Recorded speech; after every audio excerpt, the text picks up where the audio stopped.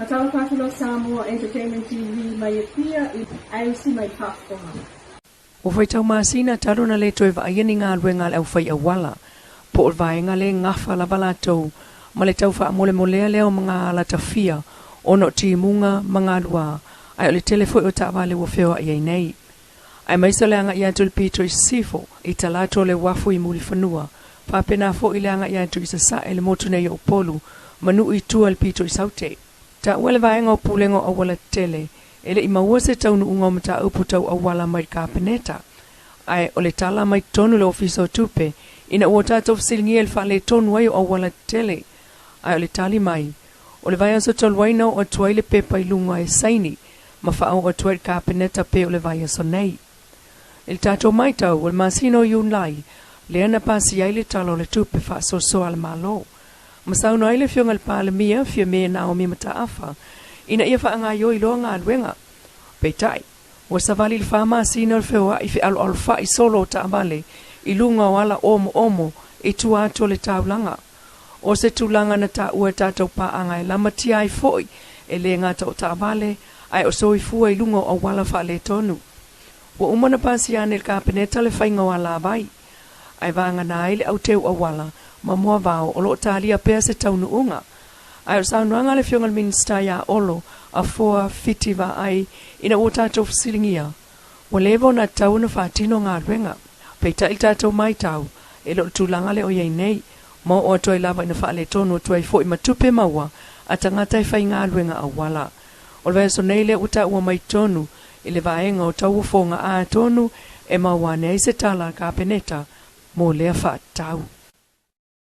Toi se fulu aso lau le whaasalanga o le sa avea mo komisina lango, o le ofisa o palota, e sunga afualo Darryl Mapu, ina ua whaamao ni el whaamsinonga mawalunga o na mōlianga so tanga, i whala au whaasa mala au malosi, na mawelo na fale na wos wha ia leo, e au fiai le 5 tanga pepa i lau aisa, e tasi tesi ma leona kalama al mamafa, mo paipa tioata, la au malosi le 9mm pistol, tasi le whana lua semi-automatic, tasi le whana tolu se lau 5 Magnum pistol revolver, o le whana sfululua, tasi le rifle semi-automatic ma pulu whana, peitai.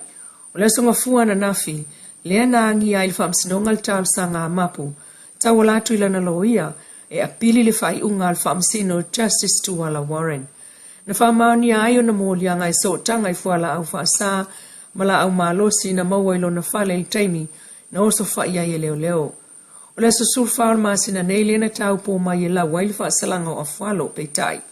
O taunu waile vai aso nei, lana talo sanga apili whaasanga le whai unga, ale tamai tai whaamsino, Justice Tuala Warren.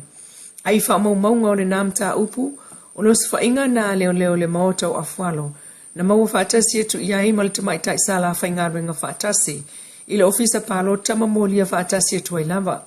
Peitai o le aso ana whaamauni ai molianga o fualo Darryl Mapu i le amatanga o le masina taluai, na mama ai fo i ma le swafol tamaita i Marie van Welly. Aina tu mau lava le te ena e Mapu o na molianga, ma ia finau o na mea uma, e ana ia e pelepesite o lana wosa anofo ai i lona fale.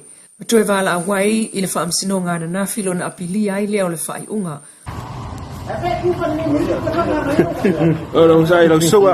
O la susulfito le masina nei e iloa ai se tali, pe talia le talo sanga apili. Ua whaasala le fono le asungfua le fioanga o sale la malu, ali e tolu o lo sa ilia nei e leo.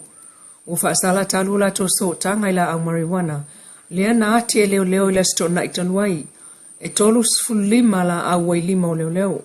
Sa anua le fionga sukumsina, le sunga pali i Mona Lisa i lungo le telefoni whatala noanga mtustala, sa maua se whailo inga leo mo le fioanga ila sunga fuana nafi, o le sfa inga le sto nai, na marijuana na mawane e leo e le intangata. I tato sa ilinga na ilo ai, o le tongala au lea na maua o tai lava ile ai sa whai i sale lava lutai peitai, o moli mawina mai, e te tele isi whato angala au iuta, i le tala loa po o whanua ngā lue. O le sfainga leo i le stona i taluai na ngata ane lava, i le awala tā, e le ima whaiona sopo ia le awala pefu, ina ua poloka ane leo, ma toe fo ia i tai. Ta ua le fionga komsina ua Paulongo i Tino Filipo na ua tātou fasilingia. Na afia loa leo leo e to alua i pulu whana salalawane, to e fo i mailo i tai, sa le aise manatu e whaise whaatau tutuunga. O le tala mai tutonu, o le tongala aule i sale la valu a lewa na whai, mai sa mai ta wina e iai lava tangata e no nofo wha solo ato a iuta e leo leoa, a e tasi lava sa tangata e aluane i tai, e whai atu se wha atau. O le tongala au mariwana le peo na wha la loa e leo leo, ilana wha mtalanga wha la wa i tele, o tangata lava o le nu o sale la valu na longoina leo leo, i lea whainga wha soli tu la fono i tono le nu, peitai. Ile umaane o le fono le fioanga ma leo leo songa fuana nafi, o tatia aine ile nu e la to te momolia nea ali i whaitonga la au ne ile ofisa, e iai manuia tanu wasa po o manu la faele, ma sina lenga tau le leipo o tiata ma apisa lo ma setu po o sula setu, whaata siai maisi, peon sao nuolkom sina, e to o whaisi o lo o masalomia. Ai o tato maua foi o le aso, le malanga toi le fiongal komsina, isa la fai o non mta upula vale nei, ile tausi o le file mu, ai maiso le saunga le mu o so i fua, o masalomia, e matua mamao la val tongala au lea e ngā uto o sale la valu, na ilo le tongala au na maua talua i maile i tu o tane, ile vaotele. O mta upu whape ma Sene lava, e so ala upule lava ile vā no fai o li i ma fai pule, o fio anga ma leo leo, ma wai ai fo il fuanga le fio anga ile umane o lana fono ile asonga fuana nafi, o le asavalia lava e matai ma au ainga, ila atou e ana whato anga, i se taimi vave lava mo le saonga le mu. Ua oe nei le fio anga lalo maunga le whasalonga le ploketi lea, e whaatupe le malo ma whaatino le tō manga mo e papua ngātia, ile taua te atu i sawanga o tamai tai ma whanau. O le fio anga lea o lalo maunga e mawai le anga i whanua, o le tasi lava le loto e o ia ile ainga, o le karesia whapotonga kirisiano Samoa, ai lalo i fo le maunga, i wha maunga le tō manga o lo o ia ile no whali pa i o le atua, na whawai ma ia ile mautau ave lalo maunga, o lo tawai ma mate ilo na nuu, o le whea o le file mu e malua i tamai ta i ma whanau, o lo tawai ma mate ilo na nuu whapea o mahota fono ia, o nisi o matai sili o le fio anga, mai o ina e whai ei whai unga e na mta au whaatala noa, e a fua ma iei taunu unga file mu. I le taunu wai o tala le lei ma whaatu wai e lalo maunga le whale fono lon tonu, o le no whali i o le atua o lo wha awala ma iei whi au, mo le file mu ma ngā lue whaatasi. O mawai foi, i lalo maunga le angang o le mita i le lato utusita i ala, ona o lo iei to tonu mala ngā upu ai o tala tuu, e a fua mai lo lato lava nuu, mai o se itu ta ua mo tupulanga la iti o le nuu, sa a wai.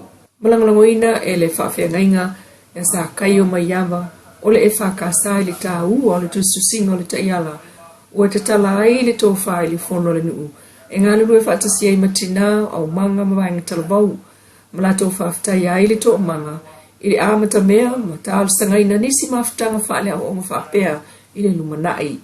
Matau la muai, ta maamali i talavau poloketi lea, le tusinga le taiala e te etuai, i le sawa ina o tamaita i mawhanau. Mai lava le whamsinonga, o le masina o mati aso sutolo lu o lua tolu. Le whamasinonga o le tamaya awia fereti mo i fiti o whonga apoa. Ua whaitau masina i nei talon tau fir whalpuipui tan malala. E whaatali ele teimi o lon whamsinonga, peitai. O le asunga fuan na filento e o tuelan tal sanga. I le whamsinonga i se avanua e tatalai i tua, e tali a ele teimi o lana mata upu. Le tai o le aso sulfito le masina nei. E loa i se tali o le natal sanga tatala. O le tamaya awia fereti mo i fiti 5 sutolu tau sanga o whonga apoa. O tau fia, mai o ia te ena fo i ona molianga o tau fiai. E au fiai, le fasio tangata, o le taumwhai e whao o le maliu, ma isi molianga o le whao o manua. I whamaumaunga leo leo, o ta uai o le tamalea na anwane lava ia, e tau i leo leo i tua civil whale tonu na tupu, a fua mai se FSS inga, i mata upu tau whanua lo la tonu, o le masina taluaina whato a te waili tama, ono sfulu tau sanga le matua, malona atali isul valu tau sanga, na mali liu mai manuanga le la au malosi, aina tonga fiti le to luo le atali i, mamanuia. Feta utalia inei se taun unga o le tausanga le o tua ia mo le fia te tala yo ia itua. Lo Samoa Entertainment TV mai pia mas fa o kuko o na tamua. Ia sa tai au le loko le tua ai paso i kuai.